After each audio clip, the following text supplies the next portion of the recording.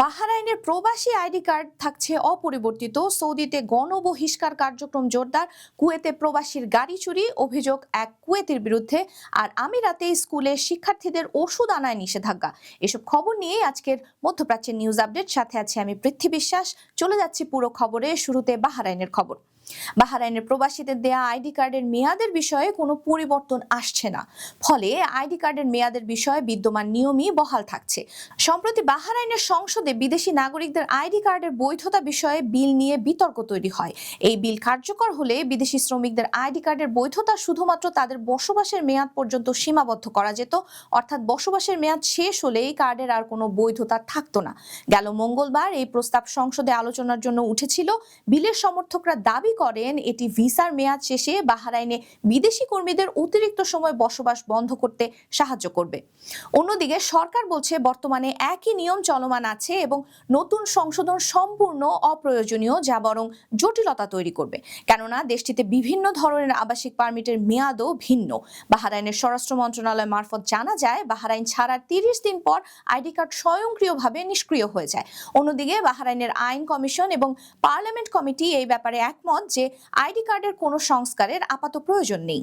সৌদিতে গণবহিষ্কার কার্যক্রম জোরদার করা হয়েছে। তারই প্রেক্ষিতে দেশটি গেল এক সপ্তাহে 14,621 জন প্রবাসীকে বহিষ্কার করেছে। গালফ নিউজের খবরে বলা হয়, গত 8 থেকে 14 জানুয়ারি পর্যন্ত অভিযানের সময় মোট 18,054 জনকে গ্রেফতার করা হয়েছে, যাদের মধ্যে 11,343 জন আবাসন আইন, 3,858 জন সীমান্ত নিরাপত্তা আইন এবং 2,853 জন শ্রম আইন লঙ্ঘনের জন্য অভিযুক্ত হয়েছে।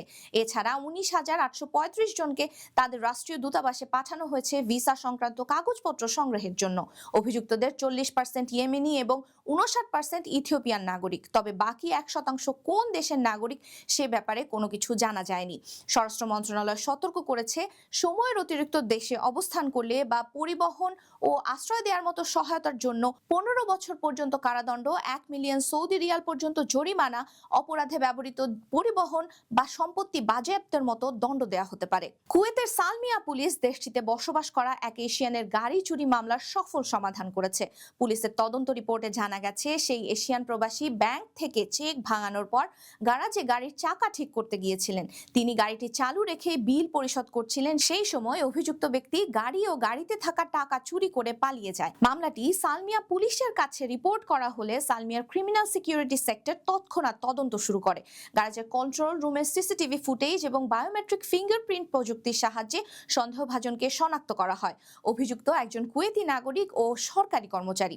পুলিশ তাকে গ্রেফতার করেছে, আর সেই কুয়েতি অপরাধ স্বীকারও করেছে। এই ঘটনার পর পুলিশ নাগরিক ও প্রবাসীদের সতর্ক করেছে, গাড়ি চালু রেখে যেন ড্রাইভাররা বাইরে বেরিয়ে কোথাও না যান।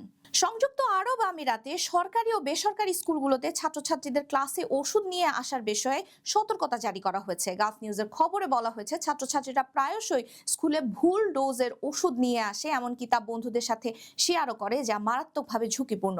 ডাক্তারের প্রেসক্রিপশন ছাড়া শিক্ষার্থীরা কোনো ওষুধ নিয়ে ক্লাসে আসতে পারবে না। প্রযোজ্য ক্ষেত্রে ওষুধগুলো স্কুল কর্তৃপক্ষ বা স্বাস্থ্যকর্মীর তত্ত্বাবধানে সংরক্ষণ করতে হবে। প্রেসক্রিপশনে অবশ্যই শিক্ষার্থীর নাম, ওষুধের নাম, ডোজ ও সময় উল্লেখ থাকতে হবে। এই ছিল আজকের মধ্যপ্রাচ্যের নিউজ আপডেট। আল্লাহ হাফেজ।